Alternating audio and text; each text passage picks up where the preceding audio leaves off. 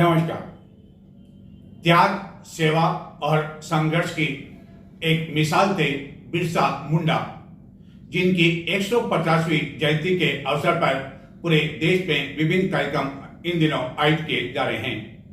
चित्तौड़गढ़ में भी शुक्रवार को इंदिरा प्रियदर्शनी ऑडिटोरियम में एक प्रदर्शनी का आयोजन किया गया, लेकिन यह प्रदर्शनी केवल 1-1.5 घंटे में ही सिमट कर रह गई। इसका व्यापक प्रचार प्रसार भी नहीं किया गया, जिसके कारण कई लोगों को इस प्रदर्शनी के बारे में जानकारी भी नहीं मिल सकी। लेकिन इस प्रदर्शनी को देखने के लिए जिन विद्यार्थियों को बुलाया गया, उनके द्वारा इस प्रदर्शनी के पश्चात क्या किया बताते हैं हम आपको। और यह उन अध्यापकों के लिए चिंता का विषय है जिन्होंने बाल दिवस के अवसर पर जिन विद्यार्थियों ने इस तरह की स्थिति उत्पन्न की, और यह एक शर्मनाक घटना कही जा सकती है। भारत माता की गोद में पलने वाली विशाल जनजातीय परंपरा इस देश की प्राचीनता का प्रमाण है। जनजातीय समाज की प्रकृति, केंद्रीय जीवन व्यवस्था, सनातन चरित्र की जीवंत अभिव्यक्ति भी है। इस सनातन चरित्र पर जब भी अतिक्रमण का प्रयास हुआ तो जनजातीय समाज स्वधर्म, संस्कृति और राष्ट्रीय अस्मिता की रक्षा के लिए खड़ा हो गया। इसी जनजातीय सभ्यता के ध्रुव तारे धरती आबा भगवान बिरसा मुंडा का जन्म 15 नवंबर 1875 को हुआ। इस दिन को भारत में जनजातीय गौरव दिवस के रूप में मनाया जाता है एवं उनकी जयंती के अवसर पर पूरे देश में विभिन्न कार्यक्रम आयोजित किए जा रहे हैं। बिरसा मुंडा के जीवन, संघर्ष और योगदान पर आधारित एक प्रदर्शनी का आयोजन भी चित्तौड़गढ़ के इंदिरा प्रियदर्शनी ऑडिटोरियम में किया गया, लेकिन यह प्रदर्शनी केवल 1-1.5 घंटे में ही सीमित करके रख दी। लेकिन इस प्रदर्शनी को देखने आए कई विद्यार्थियों द्वारा प्रदर्शनी में लगाई गई प्रचार सामग्री को इस तरह अतिथियों के जाने के बाद सड़क पर फेंक दी गई। लेकिन इसके बावजूद उनके साथ आए शिक्षकों द्वारा उन्हें रोकने तक का प्रयास नहीं किया। इस बारे में ऑडिटोरियम के एक चौकीदार ने बताया कि हालांकि कैमरे के सामने तो उन्होंने कुछ नहीं बताया, लेकिन अच्छा, बच्चे सब चले गए। बच्चे बहुत मस्ती कर रहे थे साहब, दोबारा बहुत दिया अंदर। बहुत जल्दी बंद कर दी अभी तो, मतलब 4 दिन भर तो दिन भर रहने देते हैं ना, कम से कम लोग देखते हैं। अधिकारी का है ना, बच्चे मस्ती करते हैं तो बाहर ये फाड़ किसने दिया कागज वगैरह सारे? ये सब बच्चों ने फाड़े साहब, बच्चे घर लाके बाहर। अच्छा, बच्चों ने फाड़ दिए बाहर? बच्चे गेट में खड़ी बच्चों को बोला मैंने, हाँ आप पढ़ाते हो इनको, इतने शिक्षा दे रहे हो, हाँ इस्तेमाल कर रहे हैं ये सब। हाँ हाँ अंदर में पहुंच गया बैठने के, इनको सब नीचे डाल देते एक टू जेड, और सब तस्वीरें तोड़ ली साहब बच्चों की, तस्वीरें तोड़ ली। तो सुना आपने जिस प्रदर्शनी का शुभारंभ चित्तौड़गढ़ के विधायक एवं जिला कलेक्टर द्वारा मौली मंदन खोलकर एवं दीप प्रज्वलित किया गया एवं अतिथियों के जाने के बाद इस प्रदर्शनी को देखने के लिए बुलाए गए विभिन्न विद्यार्थियों द्वारा शिक्षकों की मौजूदगी में ही यहाँ लगाई गई प्रचार सामग्री को फाड़कर जहाँ तहाँ फेंक दिया गया एवं अतिथियों के जाने के बाद इस कारण इस प्रदर्शनी को आनंद फानन में चौकीदार को बंद करना पड़ा। हालांकि इस प्रदर्शनी को लेकर एक दिन पहले प्रचार प्रसार भी नहीं किया गया, जिसके कारण कई जनों को इसके बारे में जानकारी तक नहीं लगी एवं कई जनों को जब जानकारी बाद में लगी तो जब वहां पहुंचे तब ऑडिटोरियम का दरवाज़ा बंद हो चुका था एवं शायद इस प्रदर्शनी को कई जने देखने के लिए आने वाले भी थे, लेकिन जिस तरह छात्रों द्वारा हरकत की गई इसके कारण यह प्रदर्शनी बंद करनी पड़ी। शायद इतनी बड़ी संख्या में पानी, मिनरल पानी के कैन भी नहीं मंगाए जाते, जो कि बाद में यूं ही भरे के भरे पड़े रह गए। चौकीदार ने बताया कि जैसे ही अतिथि यहाँ से रवाना हुए, प्रदर्शनी को देखने के लिए मौजूद विद्यार्थियों ने काफ़ी अधिक शरारत की। यहाँ लगे गुब्बारे फाड़ दिए, वह तो ठीक है, बाल दिवस से बच्चों को इस तरह की शरारत की जानी चाहिए, इसमें कोई नई बात नहीं है। लेकिन जिस बिरसा मुंडा ने अपने जीवन में काफ़ी कुछ किया, उनके जीवन को लेकर इस तरह की प्रचार सामग्री, यहाँ तक कि राजस्थान सरकार की उपलब्धियों को लेकर यहाँ वितरित की गई कई पत्रिकाओं के पन्ने भी इस तरह जहां तहां फाड़कर विद्यार्थियों ने मखौल बनाकर रख दिया।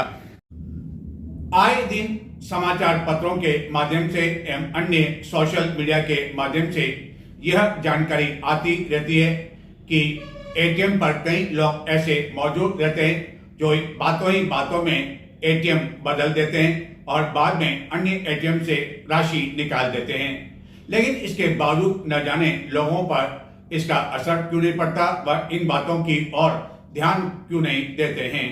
यदि ध्यान दिया होता तो चित्तौड़गढ़ के प्रताप नगर क्षेत्र में निवास करने वाले एक सेवानिवृत्त कर्मचारी के शायद इस तरह की घटना न होती, जिन्हों की गलती की वजह से 40,000 रुपए से अधिक की राशि उनके खाते से अन्य जने ने निकाल ली। यह है चित्तौड़गढ़ के प्रताप नगर निवासी जगदीश चंद्र काकाणी, जो कि एक सेवानिवृत्त कर्मचारी है, जिन्हें इस बात को लेकर अब पछतावा हो रहा है कि आखिरकार उन्होंने इस तरह की गलती कैसे कर दी। जो कि प्रताप नगर में एक एटीएम से राशि निकालने के लिए आए थे। राशि उन्होंने निकाल भी ली और जब वह एटीएम से बाहर जाने लगे तो यहाँ पूर्व से ही मौजूद एक व्यक्ति ने उन्हें यह कहकर बुलाया कि एटीएम में किसी तरह का कोई संदेश आया है और उसे बीप की आवाज़ सुनाई दी।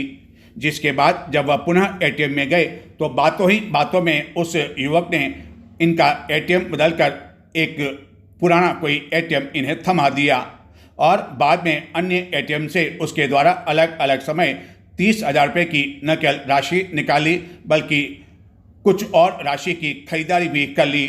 एवं बाद में जब जगदीश काकाणी के मोबाइल पर अलग अलग राशि के मैसेज आए तब उन्हें पता चला और उन्होंने बताया कि उन्होंने ही उस व्यक्ति को बातों ही बातों में अपना पिन नंबर भी बता दिया था, जिसका उसने फ़ायदा उठाया और इस मामले को लेकर बाद में सदर पुलिस थाना में मामला दर्ज करवाया गया। प्रतिवर्ष 14 नवंबर को बच्चों के प्रिय और चाचा के रूप में कहे जाने वाले पंडित जवाहरलाल नेहरू, जो देश के प्रथम प्रधानमंत्री थे, उनकी जयंती धूमधाम के साथ मनाई जाती है। किसी समय चित्तौड़गढ़ के नेहरू पार्क में बच्चों के द्वारा यह जयंती मनाई जाती थी, विभिन्न कार्यक्रम आयोजित किए जाते थे, लेकिन इस वर्ष न तो इस पार्क में बच्चे दिखाई दिए और न ही कोई बड़ा कार्यक्रम देखने को मिला। देश के प्रथम प्रधानमंत्री पंडित जवाहरलाल नेहरू का जन्म 14 नवंबर 1889 को इलाहाबाद में हुआ था। देश के स्वतंत्रता संग्राम से लेकर आधुनिक भारत की नींव रखने तक उनका योगदान अद्वितीय रहा, लेकिन उनके जीवन में कई ऐसे रोचक और कम ज्ञात प्रसंग भी हैं जिनसे बहुत कम लोग परिचित हैं। एवं प्रतिवर्ष 14 नवंबर को उनकी जयंती मनाई जाती है। चाचा नेहरू किताबों के न केवल शौकीन थे, बल्कि बच्चों को लेकर भी वह काफ़ी अधिक प्यार रखा करते थे। यही कारण है कि उन्हें चाचा नेहरू के रूप में भी कई बच्चे पुकारते थे। एवं जब कभी वह किसी कार्यक्रम में जाते थे तो पहले बच्चों को वह प्यार से बुलाया करते थे, उनसे संवाद स्थापित किया करते थे। प्रति वर्ष चित्तौड़गढ़ जिले में यह जयंती तो मनाई जाती है, लेकिन अब ऐसा लगता है कि समय के साथ साथ यह जयंती केवल औपचारिक रूप में सिमट कर होकर रहने लगी है। एक समय वह था जबकि चित्तौड़गढ़ के नेहरू पार्क में पंडित जवाहरलाल नेहरू की जयंती धूमधाम के साथ न केवल मनाई जाती थी, बल्कि बच्चों की ओर से यहाँ मेले का आयोजन होता था।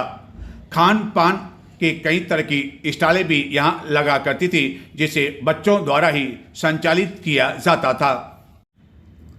लेकिन शिक्षा विभाग की ओर से आयोजित होने वाले इस मेले को कई वर्षों पूर्व से ही बंद कर दिया गया। लेकिन इस वर्ष पंडित नेहरू की जयंती पर बच्चों का किसी तरह का कोई शोर शराबा भी नेहरू पार्क में सुनाई नहीं दिया और ऐसा लगा कि विभिन्न शिक्षण संस्थाओं के अध्यापकों द्वारा बच्चों को किताबों के बोझ में इतना अधिक दाब दिया गया कि उन्हें एक दिन का समय अपने प्रिय चाचा पंडित जवाहरलाल नेहरू के लिए भी निकालने के लिए नहीं दिया जाता है। हालांकि मेले का आयोजन होने के बाद प्रतिवर्ष नेहरू पार्क में बच्चों की चहल पहल भी सुनाई दिया करती थी एवं कई संस्थाओं के बच्चों को यहाँ पर लाया जाता था एवं कई घंटों तक बच्चे यहाँ मौजूद रहते थे। लेकिन इस वर्ष कुछ लोग आए, पंडित नेहरू की प्रतिमा पर माल्यार्पण किया और यहाँ से चले गए। उसके बाद दिन भर यह नेहरू पार्क उनकी जयंती के अवसर पर भी केवल सन्नाटे के रूप में देखने को मिला। जिला कांग्रेस कार्यालय में इस अवसर पर अवश्य कांग्रेस जनों ने पंडित नेहरू को याद किया, उनकी तस्वीर पर माल्यार्पण किया और विचार गोष्ठी आयोजित की।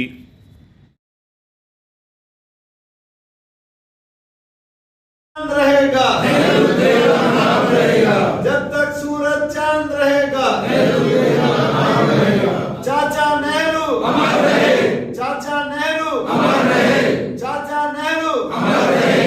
जब तक सूरज चांद रहेगा, नेहरू तेरा नाम रहेगा। जब तक सूरज चांद रहेगा, नेहरू तेरा नाम रहेगा।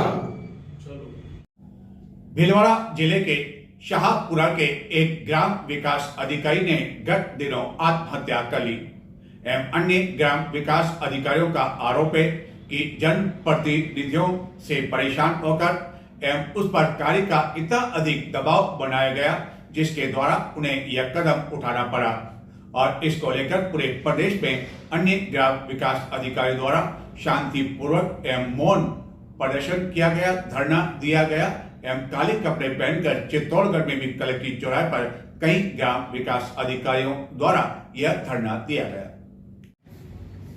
ग्राम विकास अधिकारी संघ द्वारा प्रदेश व्यापी आंदोलन के तहत शुक्रवार को काले कपड़े पहनकर चित्तौड़गढ़ में कलेक्ट्रेट चौराहे पर धरना दिया गया।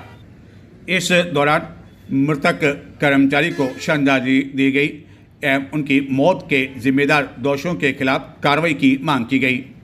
5 सूत्री मांगों को लेकर मुख्यमंत्री एवं मुख्य सचिव के नाम ज्ञापन दिया गया। ज्ञापन में भीलवाड़ा जिले के शाहपुरा क्षेत्र में बीडीओ शंकरलाल मीणा और अजमेर जिले के केकरी क्षेत्र के बीडीओ प्रवीण कुमार आत्महत्या प्रकरण को लेकर आक्रोश व्यक्त करते हुए कार्रवाई की जाने की मांग की गई एवं ज्ञापन में यह भी कहा गया कि 7 दिन में कार्रवाई नहीं होने पर प्रदेश व्यापी आंदोलन किया जाएगा। ज्ञापन में कहा गया कि इस घटना की निष्पक्ष एवं उच्च स्तरीय जांच करवाई जाए एवं जो लोग दोषी हैं उनके खिलाफ शीघ्र प्रकरण दर्ज किया जाए एवं प्रशासनिक कार्रवाई किए जाने की मांग की गई। दिवंगत ग्राम विकास अधिकारियों के परिजनों को 30 दिन में अनुकंपा नियुक्ति दिए जाने की मांग भी की गई। इस समय एक ग्राम विकास अधिकारी ने चित्तौड़ दर्शन को बताया कि राजस्थान ग्राम विकास अधिकारी संघ जयपुर के आह्वान पर आज हमने 1 दिवसीय मौन धरने का रखा है। यहाँ पे हमारा एक साथी शाहपुरा पंचायत समिति में प्रवीण कुमार कार्यरत था, उस पर अनर्गल जनप्रतिनिधियों और अधिकारी कर्मचारियों के प्रति दबाव बढ़ा रहे थे कार्य के प्रति। उसने कार्य नहीं किया तो उसने आत्महत्या कर ली। हम ये चाहते हैं कि वही उस परिवार को उचित न्याय मिले, दोषियों के खिलाफ पुलिस प्राथमिकी दर्ज हो और उसकी जांच हो।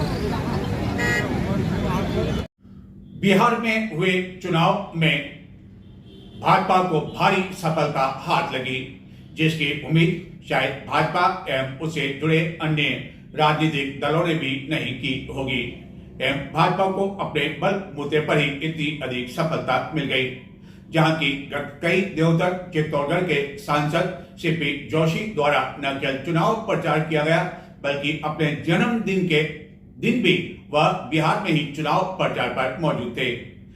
इस जीत को लेकर चित्तौड़गढ़ के सांसद सीपी जोशी ने प्रतिक्रिया व्यक्त करते हुए कहा कि यह तो होना ही था। उन्होंने कहा कि जिस तरह बिहार में उन्हें चुनाव प्रचार के दौरान लोगों में एनडीए को लेकर जो समर्थन देखने को मिला उसे उन्हें पहले ही उम्मीद थी कि इतनी अधिक सफलता भाजपा को एवं अन्य सहयोगी दलों को मिलेगी। हालांकि राजस्थान में अंतर विधानसभा सीट के लिए जो उपचुनाव हुआ वह भाजपा को हार का सामना करना पड़ा, जिससे भाजपा को करारा झटका लगा और यह भाजपा में सोचने पर नेता मजबूर हो गए कि आखिरकार इस हार के कारण क्या रहे और ऐसे क्या कदम उठाए जाए ताकि जनता में भाजपा के प्रति विश्वास बढ़े। वहीं कांग्रेस की जीत को लेकर काफी अधिक उत्साहित है। नजर डालते हैं कुछ और समाचारों की ओर, लेकिन संक्षिप्त में देखते रहें चित्तौड़ दर्शन। चित्तौड़गढ़ में पहली बार जिला स्तरीय अस्मिता वुमेन लीग एथलेटिक्स प्रतियोगिता का एक दिवसीय आयोजन किया गया। भारत सरकार के खेल मंत्रालय एवं एथलेटिक्स फेडरेशन ऑफ इंडिया के संयुक्त तत्वाधान में निर्देशित अंडर 14 एवं अंडर 16 बालिका खेल प्रतियोगिता इंदिरा गांधी स्टेडियम में आयोजित की गई। चित्तौड़गढ़ के समीप घोसुंडा में एसएस क्लब द्वारा आयोजित 2 दिवसीय वॉलीबॉल प्रतियोगिता का शुभारंभ चित्तौड़गढ़ के विधायक चंद्रभान सिंह आक्या ने करते हुए कहा कि खेलों से शरीर में ऊर्जा का संचार होता है, शरीर हमेशा चुस्त बना रहता है। आयोजक मंडल से जुड़े हर्षद दशोरा ने बताया कि 2 दिवसीय इस वॉलीबॉल प्रतियोगिता में कुल 15 टीमें भाग लेकर अपने खेल कौशल का प्रदर्शन करेगी। अखिल भारतीय विद्यार्थी परिषद चित्तौड़गढ़ महाविद्यालय इकाई द्वारा 5 सूत्रीय मांगों को लेकर शुक्रवार को महाविद्यालय में प्रदर्शन किया गया एवं प्राचार्य को इस संबंध में ज्ञापन दिया गया।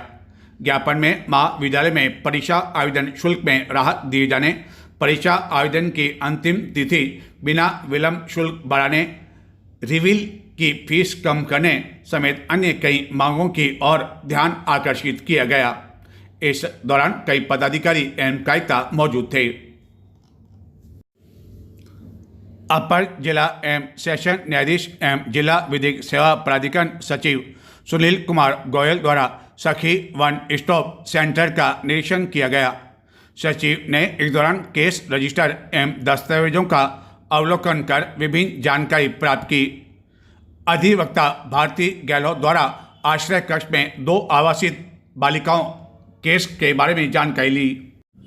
चित्तौड़गढ़ में गत मंगलवार को दिन दहाड़े यवस्तंभ एवं मुख्य मार्ग पर एक व्यवसायी रमेश ईरानी पर फायरिंग कर हत्या करने के मामले में चित्तौड़गढ़ से एक पुलिस टीम इस मामले में जो अभियुक्त गिरफ्तार किया गया है मनीष दुबे, उसका जो मूल निवास है जो कि वाराणसी जिले में, वहां एक टीम गई हुई है और टीम यह पता लगाएगी कि इसकी आपराधिक प्रवृत्ति क्या है और किस तरह की प्रवृत्ति का यह व्यक्ति है, क्योंकि अभी भी पुलिस उसे यह राज उगला नहीं सकी है कि आखिरकार उसके द्वारा यह फायरिंग क्यों की गई। जो वह कारण बता रहा है वह न तो पुलिस के गले उतर रहा है और न शहर वासियों के गले उतर रहा है। इस पूरे मामले में चित्तौड़ दर्शन को एक और अपडेट मिला है, लेकिन उसके बारे में हम चर्चा करेंगे शनिवार को हमारे चित्तौड़ दर्शन के बुलेटिन में। तब तक के लिए मुझे आज्ञा दें। नमस्कार।